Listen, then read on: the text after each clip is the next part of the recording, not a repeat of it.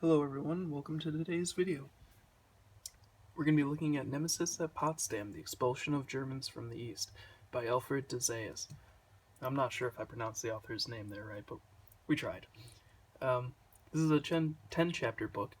It's 186 pages of content, but with 226 with the notes and sources included. It does include quite a bit of maps and photos, as well as reproduced snippets of documents and news articles, things like that, primary sources of the time, which I find really important. Also very valuable to this book. I would say, though, that if you're not familiar with the end of World War II or the events leading up to the Cold War, as well as just things like the Morgenthau Plan, Truman, and how the different governments dealt with the east and west of Germany. If you're not familiar with that, you might be missing some context here. It's nothing that you wouldn't be able to understand from the book, though.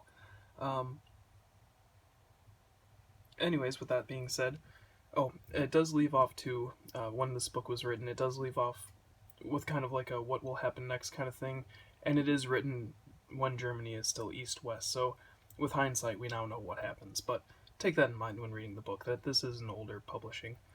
Looking at the back, and I'll leave this here for you guys to be able to read, but I'll just read the top one. One of the greatest tragedies that resulted from the debacle of the Second World War was the mass flight and expulsion of Germans from the Central and Eastern Europe. It has received relatively little attention from American historians, and even less from the means of mass media. From the mass media. Partly because of a lingering feeling that Germans were merely receiving their just retribution for the horrors perpetrated by them on their neighbors. The American Historical Review. Now, looking into this book here. Take a look here. That's the illustrations. For the contents, starts off with some of the Germans in Czechoslovakia. It does go over the Germans in Poland. As you can see, there's lots of stuff here. This book does have a very wide range. It does have a very wide range. Little list of the illustrations here, maps and whatever. So it gives you a good idea as to what you're looking for. You can go right to page 110. Well, here's some of the images. Not always. Excuse me, sorry about that. Great, look at that. Here we go, though. They do almost always include where photos come from. This was the U.S. Army photograph. Some of them are the Bundesarchiv, some of them are the Red Cross, various different sources. They use a lot of sources, which is also very nice. They're not very limited.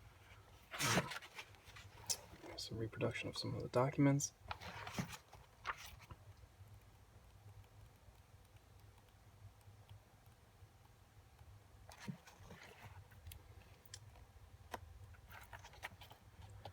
Here, this is one that really stood out to me. Here you can see a U.S. soldier getting ready to label garbage cans, whether it's edible garbage, non-edible garbage, or trash only.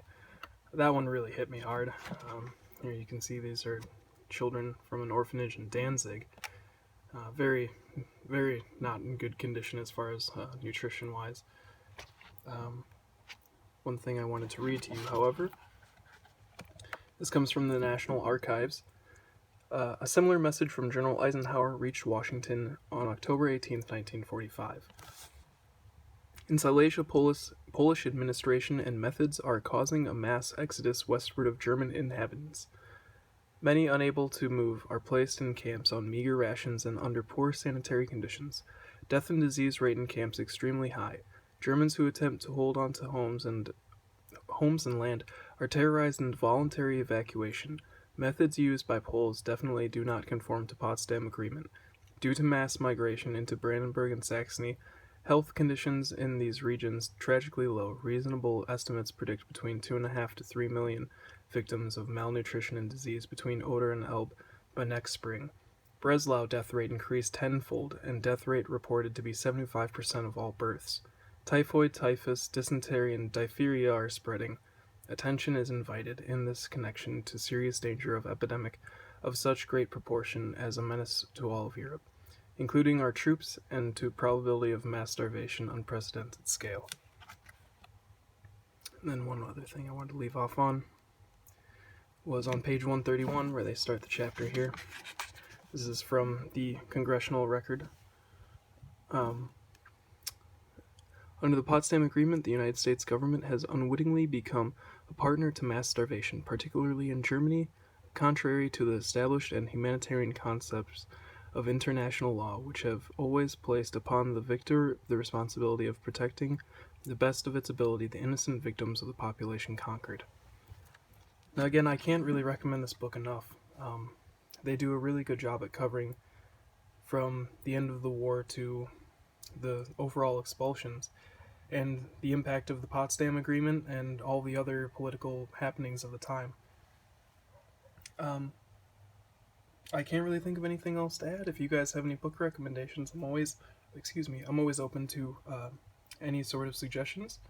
If there's anything you guys would like to see added in these videos, or additional things mentioned or brought up, drop it down below and I'll take that in mind for next time. Anyways, I hope you guys enjoyed. Have a great rest of the day.